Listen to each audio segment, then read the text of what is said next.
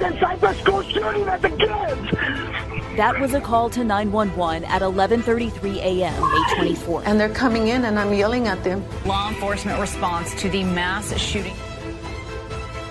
Oh my God, they're running. I don't know why. Oh my God, he has a gun. Moments later, he ran towards the campus.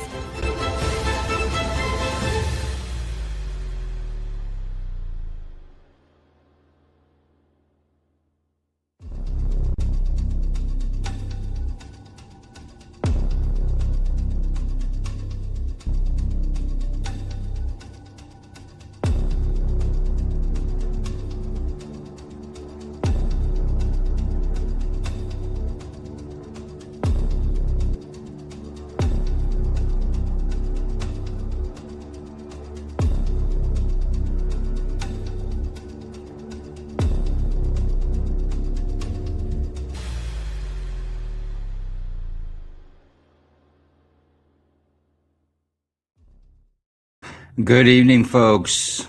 It's Joe Lanou. We've got a little special tonight with our friends Jason with 3D Response and John Cox from 3D Response. A lot of you may know them. If not, you'll get to know them tonight. Pretty interesting fellows. But Jason, a 30-year veteran of law enforcement, has, with him and a few other partners, developed a 3D they developed a school safety system for the most tragic thing that you can imagine happening in a school, which are school shootings, some maniac that decides to go into our school because they've got some issue and want to take away the things that we value the most, our children. But Jason's developed this over the last 10 years. It's really picked up steam in the last couple, actually probably the last 5 or so, is getting the word out there exactly what this system is. And I want to give Jason a chance to speak about himself, but I also want to introduce John Cox. John Cox, North Carolina, former law enforcement officer, also with the 3D Response system. He's pushing it there on the East Coast. I believe North Carolina's close to buckling, maybe. But Jason, introduce yourself, and then let's get into the show. Sure. So I think the best way to introduce myself is kind of the reason why we started this whole thing. And it goes back to when I was a school resource officer and also active shooter instructor. And we started doing active shooter responses well before Run, Hide, Fight was in existence. And over the course of time, between probably 2003 to about 2010, I personally realized that Run, Hide, Fight is just crap. The building doesn't support the response. At that time, I was working undercover narcotics, and one of my partners on narcotics, Pete Matos, him and I had a conversation, and I, like these kids keep dying and nobody's doing anything about it. So it started off with just kind of a brainstorm, and lo and behold, after 10 years, we ended up with a multi-layered system that's now patented. It turned into a bill called the SHIELD Act in Minnesota. Multiple legislators have come seen it in the state. In fact, this Friday, I'm giving a tour to the Senate School Safety Advisory Team for this year's session to get it passed into basically a building code. But the whole thing started with the building doesn't support the teachings we're giving both the kids, the teachers, and the police officers. And we looked at those 3 groups. What tools do they need? And at the end of it, we basically emulated the fire suppression system. And we didn't mean to do that, but we proved that it's effective. And you're going to see that today. Very good. And John, you want to introduce yourself, my friend? Yeah, thank you. Yeah, that's a really nice piano you have in the background there. I just want. Yeah, I took that up about 6 years ago. I've yet to learn the keys. Yes, I'm retired law enforcement here in North Carolina, and sadly, I've lost a stepson, not to a shooting, but I know that feeling. And when I learned about 3D Response and what it does, with everything going on with all the school shootings and whatnot, I started looking into it, and I was like, yeah, this is exactly what we need.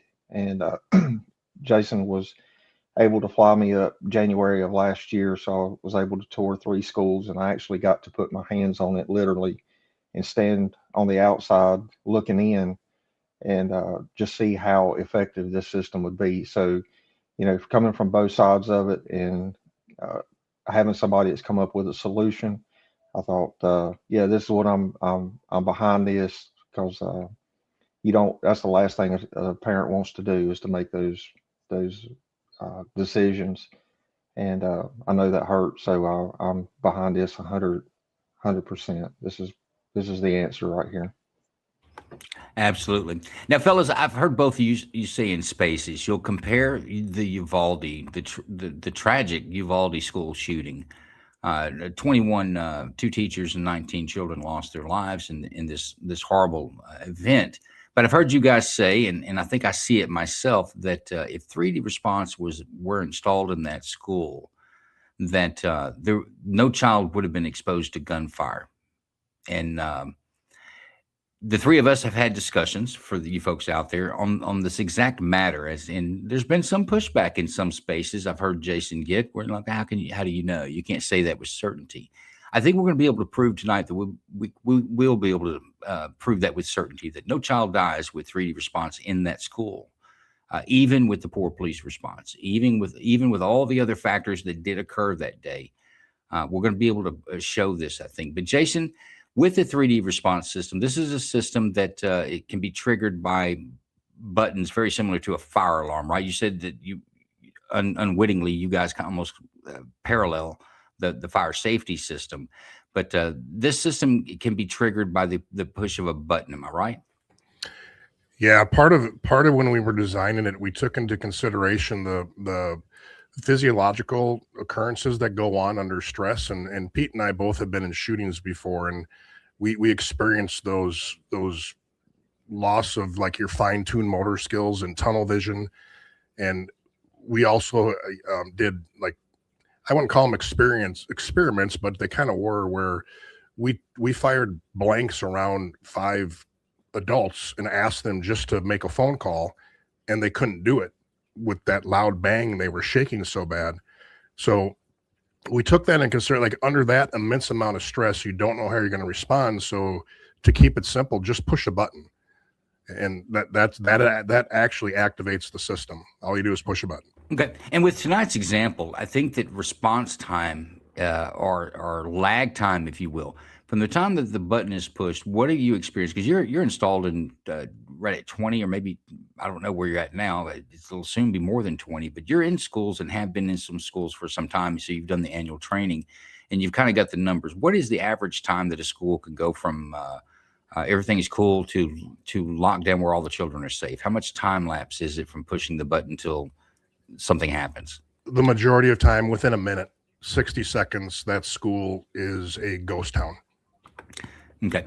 Now, 60 seconds, folks. I want you to keep that in mind when we're watching this timeline. But let's get on to the timeline. It's not incredibly long. We just went through and we picked out the hard times between the Texas Tribune, which is a newspaper in Texas that's done a pretty good job covering this, and the official testimony that in the ongoing trial right now on the school resource officer that is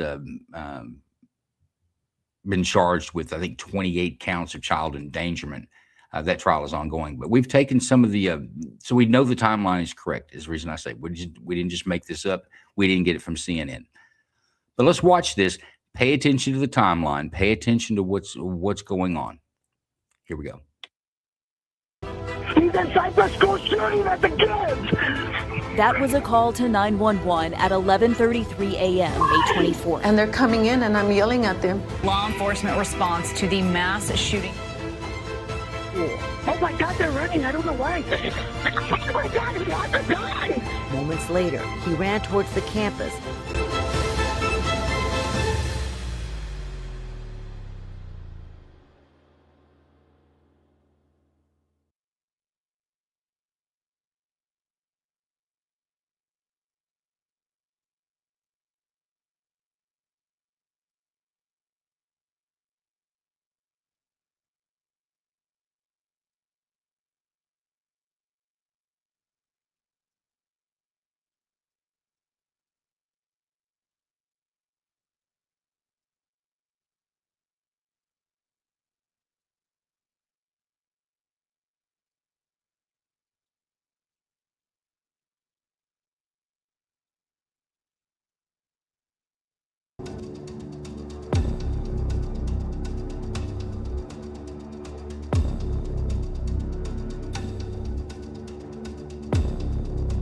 So I'm running to where the truck crashed. As I'm running, I'm holding the phone with my left hand. Whoever had crashed.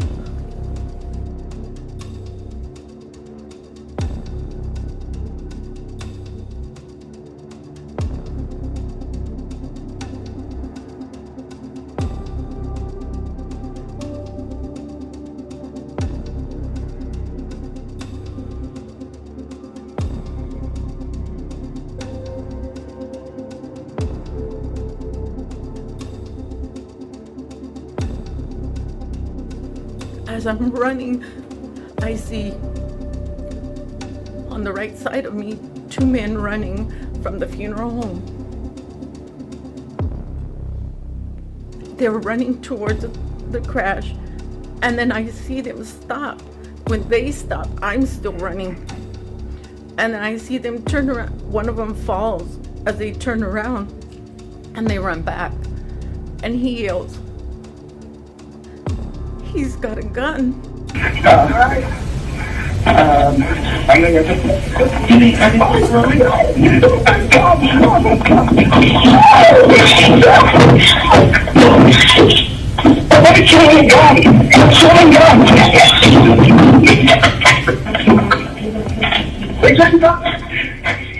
I run into the building. I kick the rock and I close the door, and I run to the classroom and I bang on the teacher's door across from me.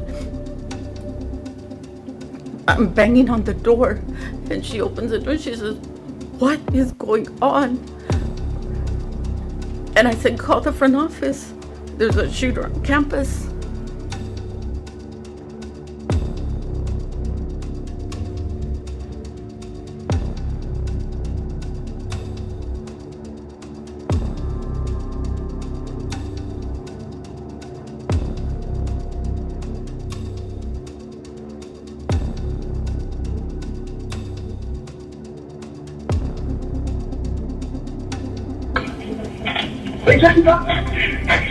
Oh my God, they just shot at us. They shot at you? Yeah. Listen to the guy, you know, it's cool because I've been sitting in the back and he's having a TNT at the school. Please, he's in the grid. Oh my God.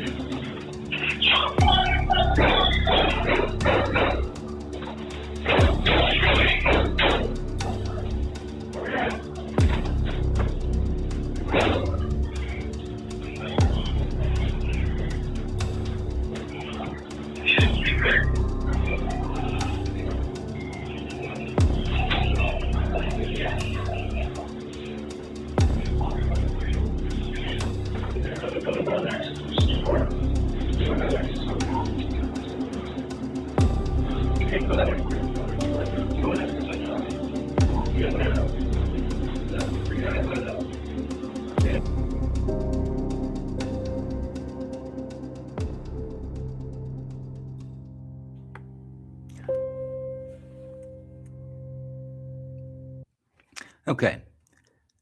Aside from the dramatic testimony, it gives us a pretty clear timeline. The first 911 call goes in at 11:28. This is by Miss Moran. She was a teacher at the school. She had gone outside the school. In fact, there was a lot of controversy about her in the news media. They said that she left a rock blocking the door that the gunman came in. It was later discovered that none of that was absolutely true, and she tells it in her testimony here. That she did put a rock there because she was going out to her car, get groceries, I think is what she called it, food, to bring back in. They were having a party after school towards the end of the school year. And on her way out, she witnesses the accident at 11:28. She heads to the accident thinking it's just an accident. We saw in the video where there's the video that we see with a truck wreck. That is from the funeral home across the street from Robb Elementary School. Robb Elementary School is directly across the street from all the outside footage that we saw. All that came from the funeral home. 2 funeral home workers also witnessed the accident. They head out there. At 11:29, they make a 911 call because as they get close to the wreck site, the the gunman comes out and begins to shoot. This is the gunman who is wrecked there. And that's 11:29. That's your second 911 call going in. There's even a back-end dispatch there where they're dispatching out to a traffic accident with possible shots fired. But Ms. Moran does something different. She turns around and she goes back into the school. By 11:30, within 2 minutes of this of the 911 call, she goes back inside. She notifies the teacher to call the office and let them know there's an active shooter on campus. And there's some subsequent 911 calls that haven't come out in the courtroom yet. Subsequent 911 calls that are now coming off that campus to law enforcement to let them know that something's going on. But now with Jason, with this school, they train to do what is it? Lights off, lock doors, and get out of sight, I think is what their game plan was on this. But with a school with a 3D response system in it, what does that timeline tell you? What can be done from the time? Let's go to the point that the school, when Miss Moran goes back into the school and had hit a blue button, what else would she have had to do to get the school locked down? That's pretty much it. She hits that button. That button's going to notify the entire school, both audio and visual. All the teachers do what they're trained to do, which is hit their button. And you took a target-rich environment and you made it target-less. So what happens when that button's pushed? So that button in a particular classroom, if she goes into her classroom, she closes her door, hits her button, that button activates 1,200 pounds of magnetic pressure on her door. The door is also fortified. It will also send a message to 911 indicating that police are needed at Uvalde High School, room 102. And then it also sends out that alert system both inside and outside of the school. And that process repeats itself for every classroom. So when we train the teachers, if you hear this alert go off, you hit your button. And, again, it's a keep it simple, just hit your button. A lot of stuff's going to happen when you hit that button, but you've essentially fortified your room and called 911 without doing anything. And this is a pretty direct text message. It says law enforcement is needed at this room at this campus. It's almost all the information an officer needs to know in the very beginning. Am I right? Correct. And if you'll notice on these 911 calls, folks, and we notice this on the grand jury as well, and it's not a fault. I'm not throwing jabs at anyone, but it's very difficult for people in very high stressful, sometimes emotional situations to be able to convey the information that dispatch needs. Dispatch needs a location and a real brief of what kind of service that you need so they can get wheels turning to you. And they can talk to you longer, but that's the stuff that needs to get out. But it's also very difficult to get that out in stressful situations. I think this is a good thing that you've developed there with the text message. It's very clear. Officers know exactly what to do and where to go. So once that button is pushed, and it's also going to alert the entire school, right? That there's a problem. Sorry, I missed that. Say it again. Once the button's pushed, it's going to alert the entire school. You don't have to call. Yes. You don't have to pick up now the phone and call the office and say, "Hey, by the way, there's something happening down here. Oh my God, here's how I feel about it." Right. So once I push that button, it's like a fire alarm. Everybody knows. If you pull a fire alarm in a school, everybody knows the fire alarm's been pulled. Am I right? Yep. If a fire alarm goes off, then everybody has a response, and the fire response is pretty easy. With our system, it's a very simple response. Okay. So I mean, alarms go off like I tell you what. I've got something here. Let's take a look at this, folks. Maybe this will help articulate this a little bit better. Let me find it. Where's it at?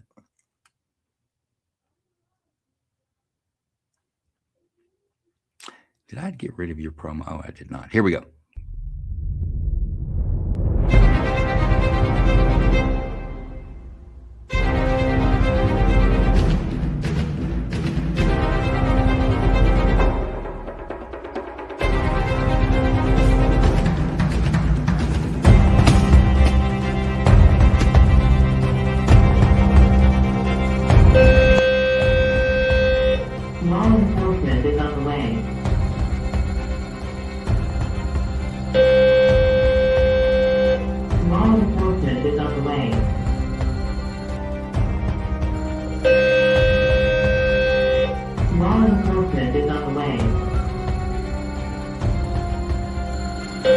I see you entering, take a right. You're going to proceed down the long hall, all the way to the end.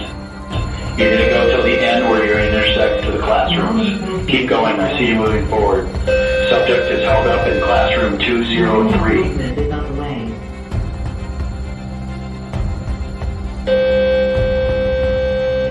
Law enforcement is on the way.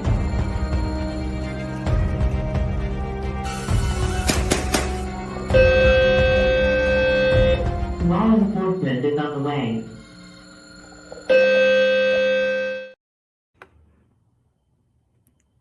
Okay. And as we saw that when that button's pushed, there's an audible alarm. I mean, everyone in the school knows what's going on, right? When the button's pushed. Yep. So if Miss Moran had gone into the school and pushed the button at 11:31, the school would have had 2 minutes prior to him getting to that back door to shut their doors, right? Correct. More than enough time to activate the entire system. And once it's activated, it separates. All the children are safe. They're behind a ballistic door with 10,000. Is it 10,000 foot-pounds of pressure holding the door shut? 1,200 pounds. Okay, even better. 1,200 pounds of pressure. A lot more than you're going to pull loose. So I mean, the door is secure. So let's go to Uvalde. Some mistakes were made. 100% by law enforcement, and we can cut these up all day long. And to be honest with you, my point with the 3D response system is when everything else fails, shutting a door and having something that'll stop a bullet doesn't. I mean, it's like a sandbag. A sandbag works. If you got it there and you're getting shot at, you really appreciate a sandbag. But Jason's stuff doesn't look like sandbags. My point is that Jason's system, the 3D response works. When all else fails, mental health, that works sometimes, never. Your metal detector, it'll let you know something's there, but what do you do next? And no one ever thinks about the response time. In this case, we had, honestly, it's a bit though, isn't it? Right? Wouldn't you agree, Jason? 3 minutes, essentially. We had 3 minutes. That's a great response time for cops. But it's a great. But no, I mean, 3 minutes from the time we knew something was bad before something was bad was near the children. Yeah, that's an eternity. They had more than enough time to activate a system and get all those kids safe before he even enters the building. And this alone tells us that if 3D response was there, there would be no child injured, no child shot.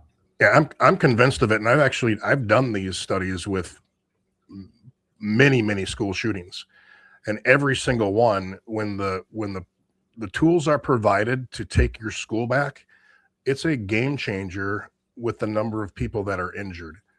And that's the whole problem is we're putting all this money into literally shit because it's this magical stuff like artificial intelligence and all this run, hide, fight crap. And, it's not working. It hasn't worked for 20 years because the building doesn't support the response, period. Without a doubt. We have John. Do you have anything to talk about? I mean, you want anything you'd like to say about the timeline? Yeah. So to piggyback on what Joe was saying, so once the button was hit, this not only do you have the alert, and a teacher doesn't have to worry about picking up a phone or finding their phone to call 911, remember the address, room number, what's going on, get all those details, which are very important, obviously. But they can also take that time to start getting their kids behind cover and concealment, which is also part of the 3D system, on top of the ballistic rated door and the magnetic lock. So there's a lot of things going on. Like Jason said earlier, there's a lot of things going on when that button is pushed, and a lot of things that can go on that a teacher or a school administrator doesn't have to necessarily worry about, and focus their time on getting everybody to a safe location, which again is part of the 3D system inside the schoolroom. I was going to show the buttons here.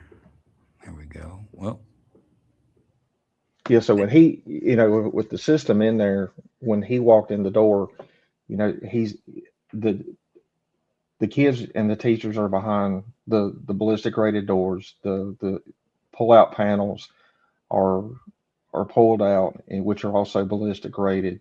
And we basically go in and make a safe space for those kids, which was an issue during this tragedy. It would given John, I want you to keep talking. I'm going to try to show some of these features here that go you're ahead. talking about. Given everything that was going on, the nerves and the everybody being frightened, obviously, I get it. The system's there. I mean, there's very minimal force that has to be done. You see Pete there just, easily closing the barn doors, which are also ballistic rated. You get the kids behind protection, and they're safe, whether it took them 3 minutes to respond and, a total of 4 minutes to neutralize the suspect, or 3 minutes to respond and, 77 minutes to neutralize the suspect. Those kids and teachers would have been safe. Plain and simple. Well, you can say that with confidence, and I'm agreeing with you, actually. I think with the timeline, with 2 minutes, and this is the timeline. If Miss Moran had an opportunity to go in and find another teacher, relay what was going on, and say, "Hey, call the school," then walking in and finding, and because these buttons are located like fire alarm buttons, Jason. I mean, you're not walking too many steps. Yeah, you don't have to run to the other side of the school to find one, right? When you put these in. No, they're located in positions that fit the system, unique to that school. So we place them more from a tactical approach, like fire places their alarms on the route to an exit. We place our push buttons inside of a safe place. My point is that when she came back into that door, what she did, she came in the door, kicked the rock out, and let the door shut. She's caught some flack, but they found out since that door was defective, she had no way of knowing it didn't lock. She did exactly everything she could have done. Actually, with our system, once you go outside, if you're doing something outside, we have lanyards, and you can activate the system remotely with your lanyard. So if she sees this guy get out with a gun as she's walking back to the school, she could have activated the system walking back to the school. No, absolutely. I mean, I'm giving the benefit of the doubt with her going back into the school and finding a button to push inside the school. We're still at 11:28 is when the accident happens, or the first 911 call goes out. She's back in the school by 11:30, by 2 minutes from that very first contact. The school is making the first announcements for a lockdown. Now, they didn't get very far with it. In fact, we've talked about these stressful things and what teachers need to do. And this, Jason mentioned run, hide, fight, whatever little acronym they come up with that are purely magic and ridiculous. Let's listen to some teachers' point of view. These are testimony from this trial from last week and sometime this week, I think. But listen to the how the teachers handled it. And then Jason and John, I'd like to break down how effective the technique that the school had there with their emergency planning to see how effective that really is in reality. But take a listen to this. It's about 12 minutes long, but these ladies are gonna tell you how they handle it. And I've edited to take out, there's a lot of testimony in there that's not necessarily pertinent. But listen to some of these things they describe. My name is Deming. I said your name, but please state your full name for the record. Lynn Deming. And Ms. Deming, where are you currently employed? Robb Elementary as a 4th grade teacher. Okay. And what camp? Oh, you said Robb Elementary. Okay. And how long had you been working at Robb Elementary? At that time, I think 6. Now, have you received training as to lockdown procedures? Yes, ma'am. And can you explain to the jury and for the record what those procedures were in May of 2022 for the Uvalde Independent School District?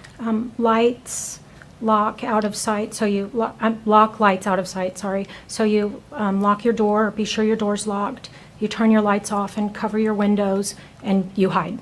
Okay, and who provided that training to you? Admin, I'm sure.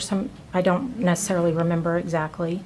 And was that the same training that was provided to the students? Yes. Okay. And how often did you receive that training? Was it once a year, twice a year? We had to do lockdown drills. I don't know how many times that's Okay. required. Okay. I'm going to take you back now to May 24th of 2022. Yes, ma'am. What were your normal work hours on that day? Just a regular school day, so 7:30 to 4. Okay.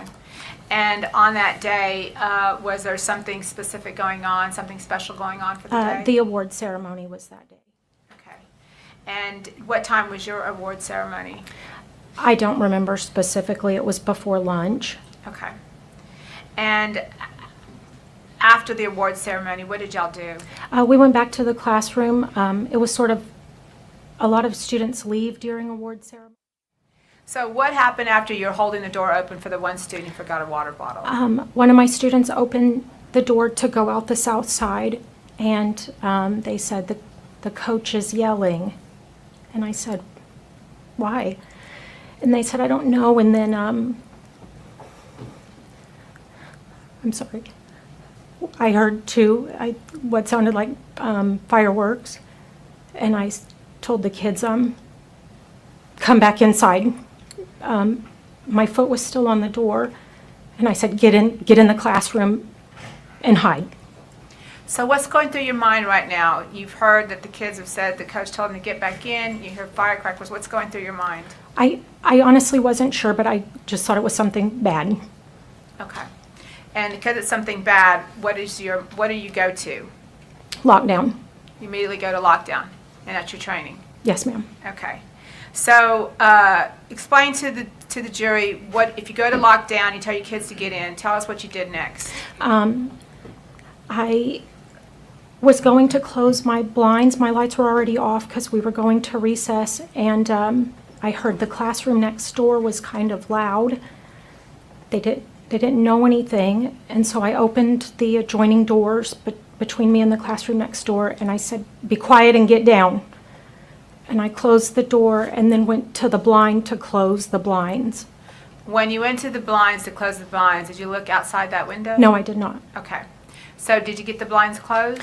Yes. Okay. And then what did you do? I went, I turned around to get with the kids, basically, and shots went through the window, and a piece of shrapnel or debris or something hit me, and I fell or jumped. I don't know what I did.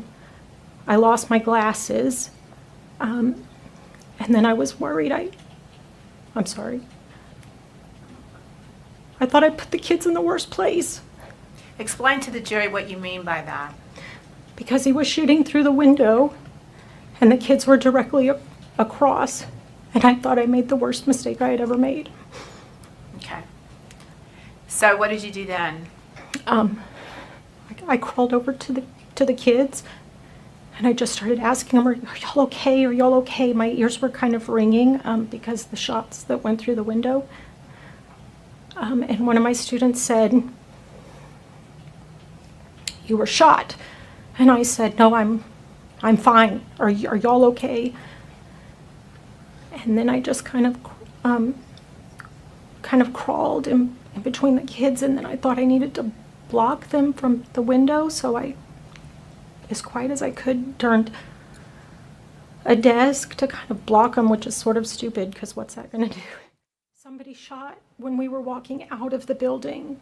Then somebody shot through the window, and then I heard shooting in the hallway, so I thought it was more than one person.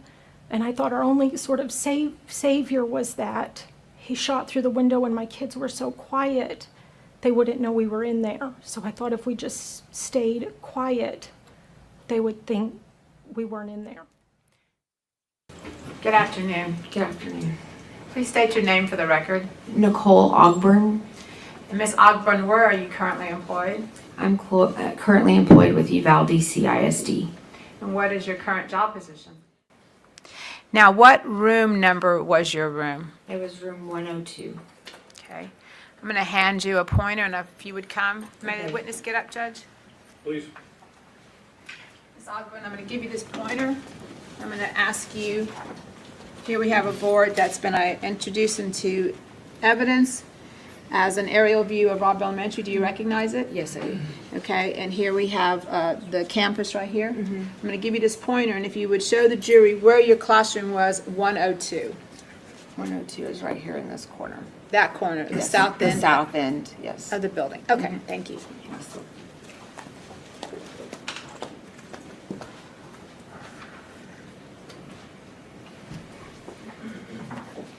Now, did you begin the year at Robb in the 2021-2022 school year? Yes, ma'am. Okay.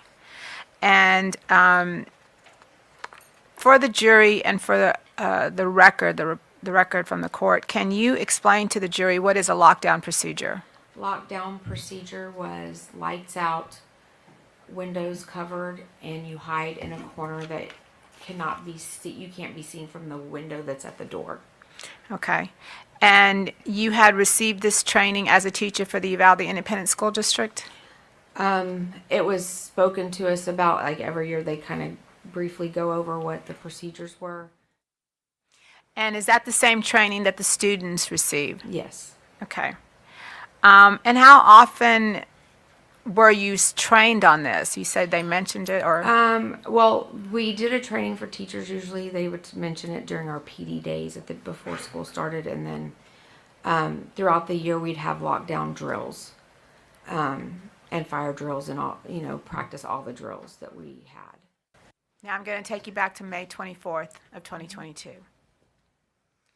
What were your hours that day? Happened? I don't know. It was like 8 minutes later. I'm not really sure. I heard it sounded like metal hitting the brick, and so we assumed, myself and Miss Alvarado assumed it was some of our custodians out there working, because it wasn't uncommon for us to hear noises in them out. I had a window right behind me, but I couldn't see anything out of it anyway, so I stepped over to the other window on the opposite side from my desk and looked out the window. And what did you see when you looked out the window? I saw a guy dressed in black. He kind of had mid-length hair, and I saw a backpack and a gun pointed towards the playground and pavilion area. Now, I'm going to give you this pointer again. I want you to show the jury where you saw him once you looked out. Once you saw the shooter on that corner, and what did you think? I was like, we've got to get down and go ahead and hide. Go into like there hadn't been a lockdown called yet, and I was just like, we got to get down. So I went, oh my God, there's a gun. And the kids kind of started panicking, and I just told them, get to the corner, hide under there. And we had a black curtain that actually went all the way down that built-in desk that we stored stuff in, because we didn't have a lot of storage, so we had put stuff under there and hid it with a black curtain. So usually our kids, when we were doing practice drills, they would get behind the black curtain. Not all classrooms had that, but ours did, and so they would get behind that curtain and hide, and that's what they did. Okay. And what did you do when she said that he has a gun and you told him to get down? What did you do? Miss Alvarado had left her keys on the desk, and we had not locked the door that day because we were like, it was very relaxed.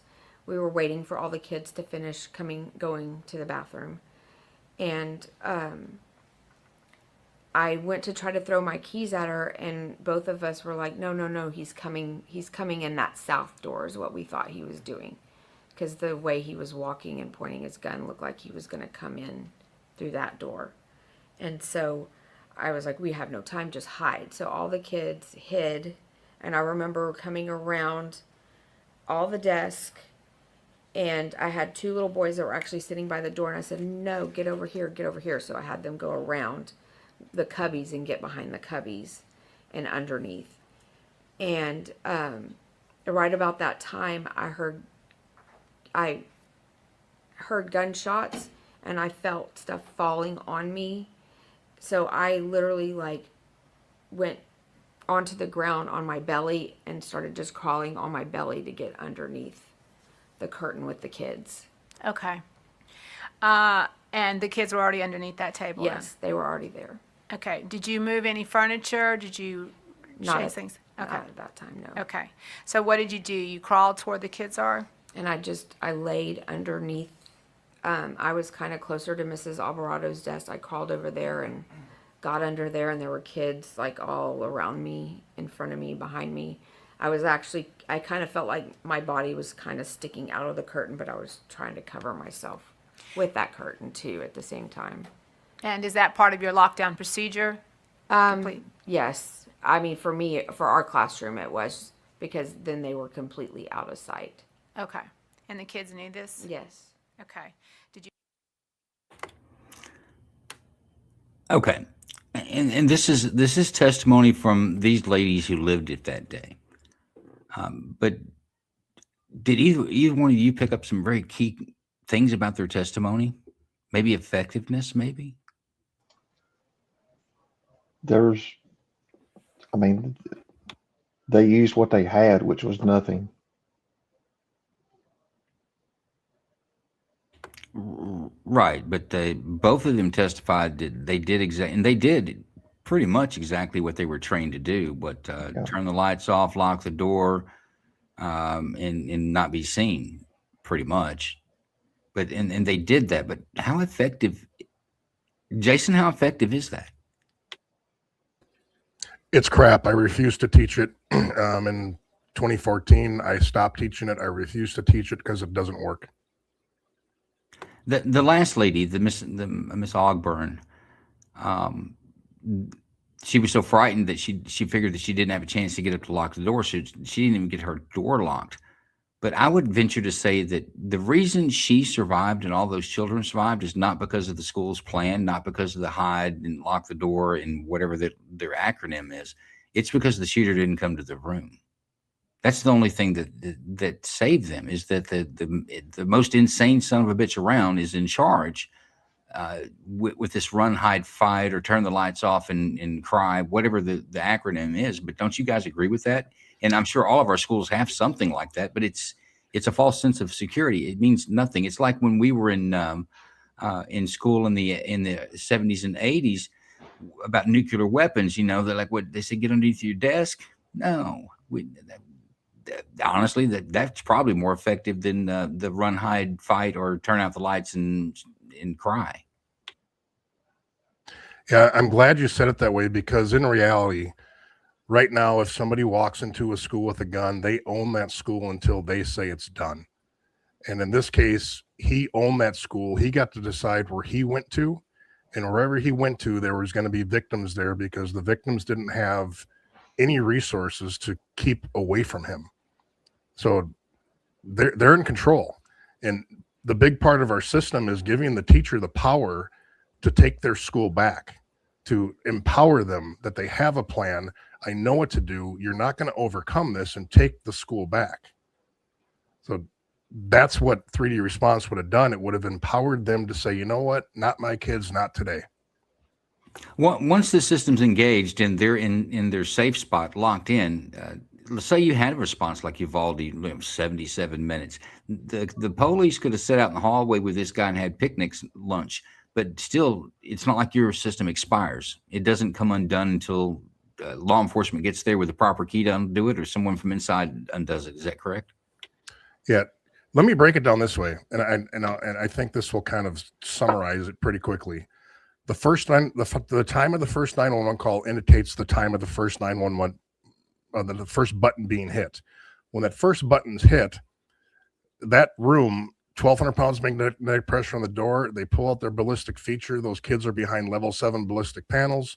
The doors are enhanced. The door is, and we have videos that we can show on explosive breaching the doors that we use. You're not getting in that door. And all the other cards, once that button is depressed, all your key cards are shut off except for law enforcement. So the only people that have access to rooms at that point is law enforcement. At the same time, we've just provided cover, concealment, and communication to everybody in that classroom, in that school, within 60 seconds. At the same time, in the admin office, they're going to go into a command center. that is completely ballistically protected, and all the camera feeds go to a big screen in there, and the admin is going to start to dispatch to the staff on where the intruder is in the building through the camera system. So they would have told them, staff, there is an individual with a gun here. He's outside the campus right now, which would give information to the teachers to know that this wall's ballistic. Get in the hallway. Staff, he's making his way to the school. Get in your classroom. Close your door, hit your button, get your kids behind the ballistic protection. Once the police arrive, that communication is going to turn to the police, and now the guy is isolated to the hallways because he has no chance to get through ballistic doors and ballistic walls and 1,200 pounds of magnetic pressure. Those kids are safe, and you isolate the suspect to the hallway. You almost force an interaction between the police and the suspect in this case. No, I completely agree with you. Hey, I think I can put your check this out. If I get this down, see, let's check out your ballistic doors.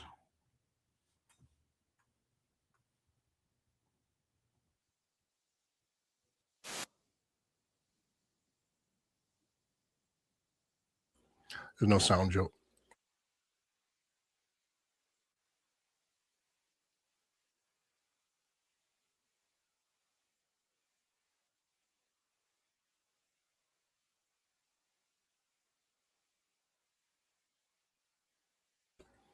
So that day we were testing level 3 through level 7 ballistic doors and ballistic panels. And the very last one is a level 7. And so, yeah, what's this one here? Level 3? Did I see that right? Yeah, the first ones are L3s. Okay, and what does the L3 mean? It'll basically stop up to it's a handgun round door protection. So ballistic protection. Yep. And we're putting a how big is that charge? I honestly don't remember. It was a normal C4 pack and detonated. I don't remember how big it was. Door still held up pretty good. I mean, it didn't breach. Yeah, and if you saw it, the explosives went outward. Yes, I did notice that. Let me see here. All right. There's what I'm looking for. I'm going to turn this thing down. Your music's kind of loud. All right, here we go. All right, this is a test 2 on the same door, right? Yeah, I believe so. We kept upping the charge. That's shot 2 on the same door. So it took 2 of those hits. Maybe a breach on the second one. This is the level 7, which is a 5.56.223.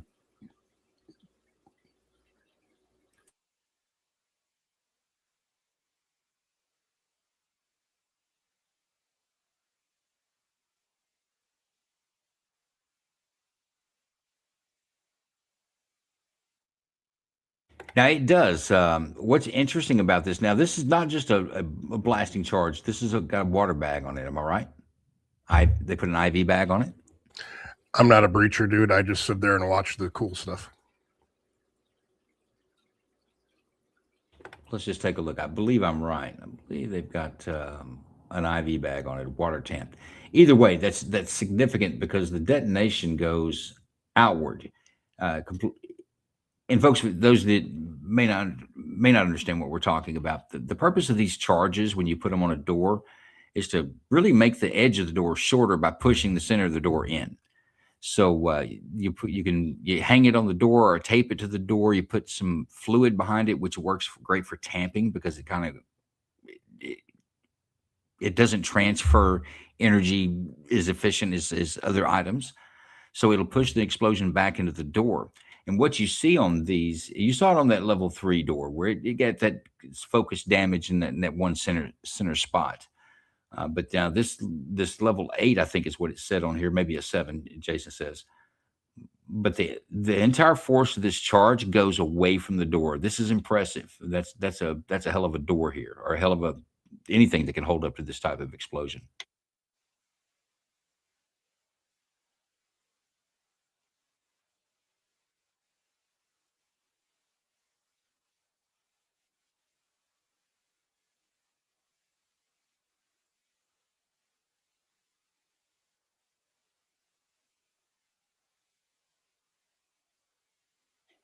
Man, it makes that charge almost like a claymore coming back at you.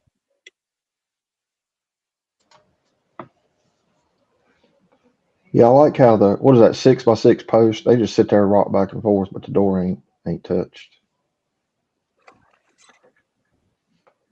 So the doors are impressive. I'll give you that. What level would typically most schools have? I mean, for ballistic protection, So 7.62. we come in. We recommend level 7, both inside the walls and doors. Not every door needs to be ballistic. It kind of falls within the system we create specific to that school, but it's all level 7. Our recommendation. It does come down to money. Some of the schools they could only afford level 3s, and that still bothers me to this day. But we're going to go back and say we really need to up these to level 7. I mean, you're still on a level 3 though. With that and your features, your pull behind features that you could put behind it. I mean, that's a significant protection. Yeah, and it's not just the ballistic paneling. It's the whole system kind of tied together that would have saved these children at Uvalde. It's a lot of guys, well, can we just piecemeal some of the stuffs you offer? And well, you can't piecemeal a fire system together. No, we're not going to put our stamp of approval on. If you just want the magnets, call a magnet company. That's not what we're doing. We're actually trying to provide you the best level of safety we can if the worst should happen in your building. Well, it's a system that needs to work together. You couldn't take one component away and it'd stand alone, or take one component away, the rest of them would fail. I mean, the 911 text message. I think this is such a time saver. It's a great time saver. Just that one component alone. Ballistic doors are great. Yeah, I understand there's some window treatment for certain types of glass so that even if fractured, you can't penetrate and get into it. I think it's a comprehensive system, but we're talking about, you're talking about the SHIELD Act. This is essentially a building code that Minnesota's coming up with that would require schools, new schools being built, or schools with more than, say, 10% renovation.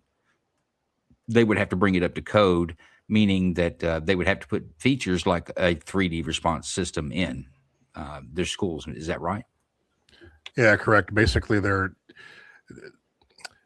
senators and everybody's that walks through and sees it, I'm actually giving a tour to hopefully some parents of victims of school shootings. I'm not going to say which one next week. And they're also looking for a solution. And I really think, again, everything we're doing now is not working, and I'll fall back on if we can play that KARE 11 news clip. I think that sums everything up the best. But law enforcement and military rely on cover, concealment, communication in a shooting. And I say this stat a lot, but it hits me upside the head that if you're in a shooting and you have cover, your chance of survival is over 85%. If you don't have cover, it drops down to 17%. And we saw in the Uvalde, this guy owned that building. He decided where he was going to go, what he was going to do. And the teachers had no authority to intervene, obstruct, or take their school back. And to me, that's the biggest problem. No, without a doubt. And if you look at it like a building code, like a fire code, one of the things a fire code did after the 1958 fire in Chicago that killed all those children, which, by the way, that wasn't a rare occurrence. It was just the one that straw that broke the camel's back, so to speak. But one of the things they did, they took out the hardwood floors. They phased those out of schools. They started building schools out of materials that were not flammable, and putting in fire doors that would slow fires down so that you can make sure you get kids out. And we haven't lost a child since. You're talking about doing the same thing. Just kind of change the way we build our schools. Make safe spots in there that bullets can't penetrate and an assailant can't get to our children if we had to lock them down for whatever reason. Is that right? Yeah, it's looking at this from a tactical perspective and not from I think this will work perspective. Hope is not a good plan, and I'd rather be prepared than not prepared. And if Uvalde, Parkland, Sandy Hook, the outcome is vastly different if the teachers had the ability to take their school back. I tell you what, let's take a look at this Lakeville. Now, you've been in the Lakeville school for some time now, right? Yeah, correct. Hey, And Joe, right quick, I also wanted to say, I'm not going to name the system, but one of the failures that a lot of schools have is, this app. We've heard that a lot, where we've got an app. In this particular incident, and I may be off a minute or two, but Miss Marin, she wasn't even on the app. They had not set her up yet. And then the other side of that is, I think it took 6 minutes for somebody to finally get to the app and notify everybody through the app, and everything was already happening at that point. now, you know what? I like the 3D button. Wah, wah, wah, Yeah, push a button and wah. it's done. You ain't got I to mean, worry something about like an that's app. going on. Let's make sure everybody knows what's going on and confuse the jackass that comes in there, because that's got to be annoying to him before he catches bullets through his brain. But no, I think the apps are.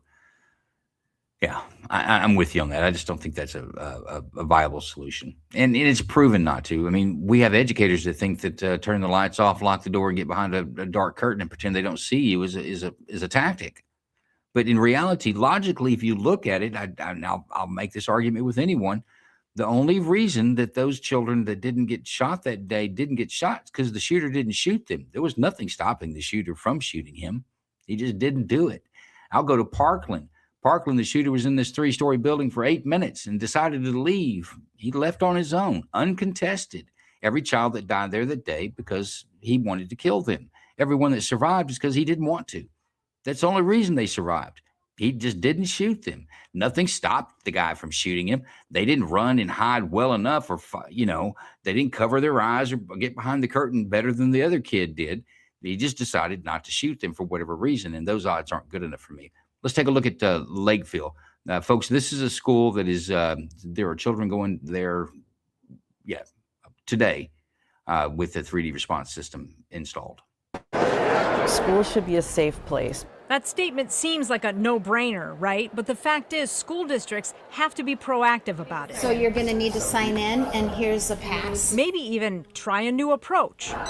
We are first and foremost focused on how do we have a layered approach to safety and security. Lakeville area schools has made this a priority, from Superintendent Michael Bauman to the school board to the public. In 2019, they passed a levy and bond referendum that helped add an additional school resource officer to the middle schools. They set up an anonymous reporting system and added a psychologist to handle threat assessments. We know that the kids that have been active shooters have had struggles, and at some point, maybe if someone would have intervened in a different way, maybe we could have headed that off. And I do feel in our district that we've had numerous situations over the last few years that we have made an impact on kids. Reality is, not all threats get caught in time. So Lakeville went one step further. When we came up with the system, we wanted to answer all those what-if questions. They partnered with Minnesota-based 3D Response Systems. We understand that the prevention is the most important piece, and to develop those relationships with the people in your building is the most important thing you can do. Now, if one slips through the cracks, which in a population like this school of 1,500 kids,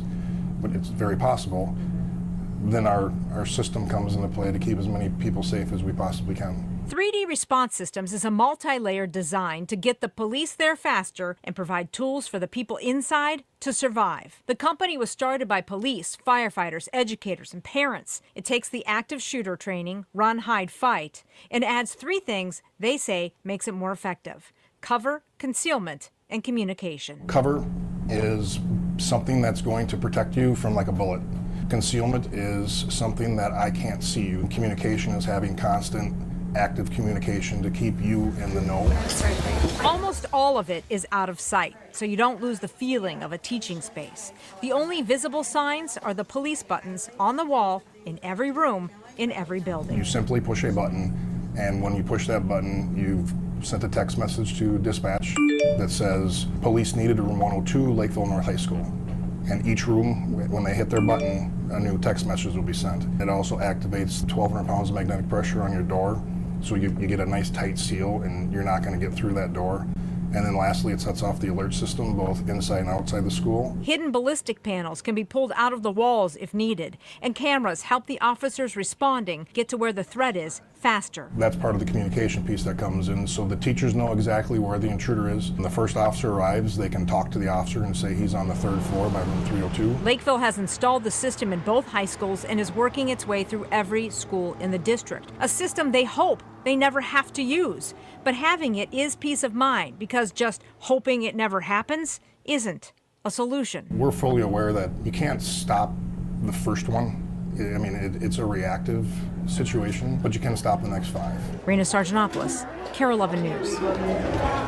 Well, Lakeville is the first public school district in the country to use this Minnesota-based safety system. It is already in place at Christian Heritage Academy, a private school also based in Lakeville. That is a good rundown on the system.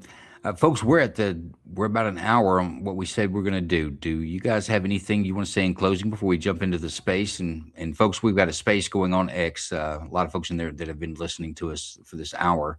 We're going to go in there and give them an opportunity to put in their 2 cents worth or make any comments about what we've done tonight. But Jason, anything? You know, I go back to why we started it. It was all about the kids, and I just gotten sick and tired of when Uvalde happened and watching the news. When Sandy Hook, that was just devastating.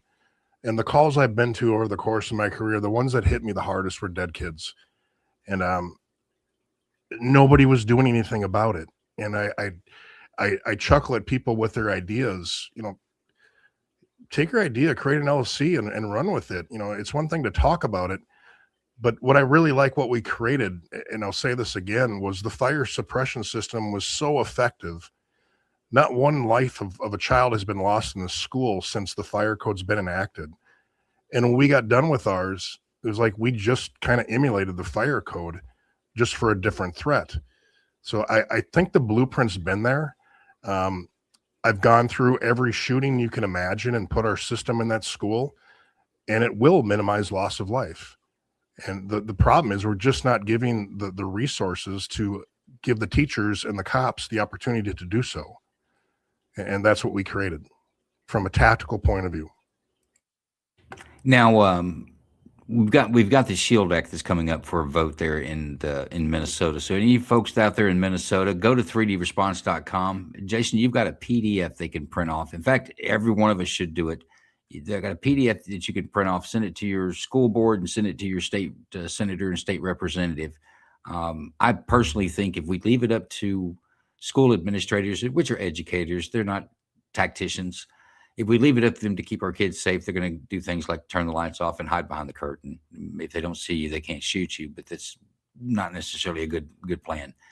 I think the only way it's going to get into our schools, it's going to have to be a building code. Nobody's out protesting that, don't put a fire alarm in my kid's school. We all accept that, and it's done.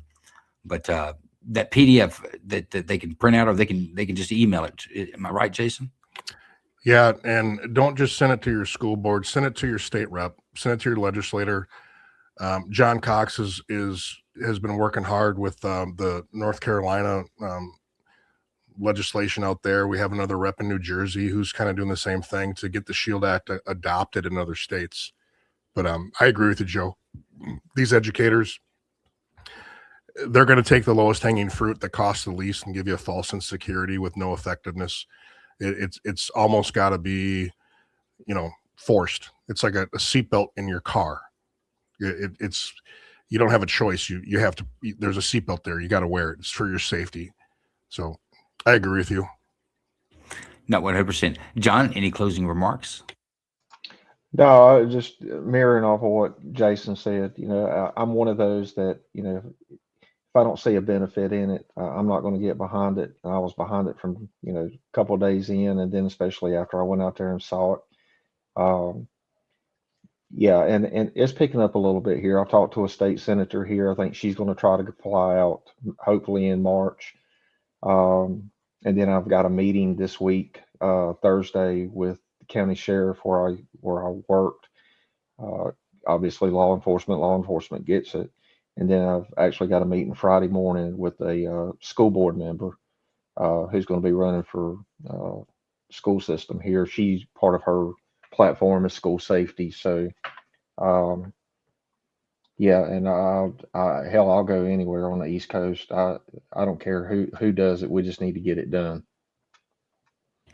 No, absolutely, folks. And like I say, go to the 3D response. He's got a PDF that explains the system and a little bit about the SHIELD Act. And Minnesota can adopt this spring, and every other state can pick it up. Once, honestly, I've learned this by jacking around with folks, you guys here on X. I've learned it from you, is that a state will pass a law, and if it works out and other states like it, they'll just copy that and change a couple of things here, put their state on it, and they'll send it through and it'll get passed.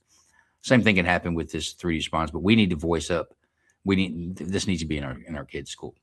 With that, guys, we're going to leave on a video. I think we may have played it in here, but I want you to pay attention. This video was done this last year.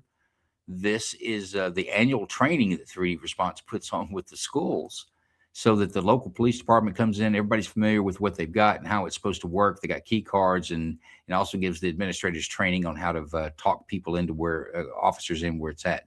But you're going to hear the same sounds that would happen if this response was triggered, and you're going to see the law enforcement response and how they coordinate with the administrator who's in a safe location who can talk the officer in, and then compare that to what we've seen in Uvalde. Hey, Joe, can I say something right quick too? Yeah, sure. One of the things that we hear a lot too is about mental health. And I want everybody to know that part of the 3D response system includes mental health.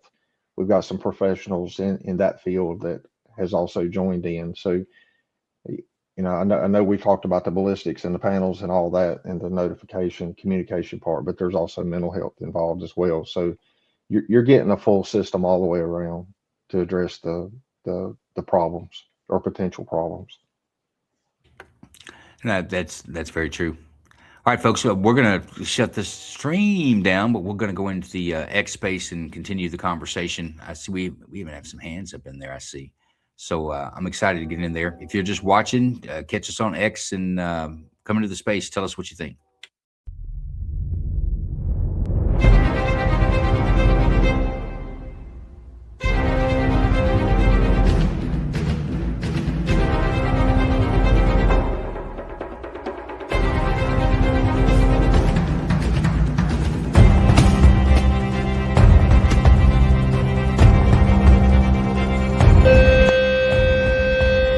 Law enforcement is on the way.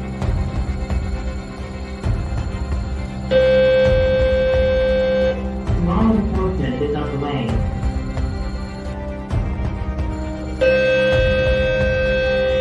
Law enforcement is on the way. I see you entering. Take a right. You're going to proceed down the long hall, all the way to the end. You're going to go till the end where you're intersect to the classrooms. Keep going. I see you moving forward. Subject is held up in classroom 203. Is on the way.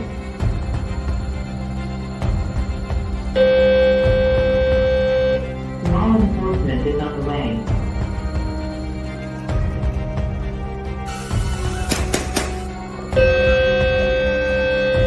Law enforcement is on the way.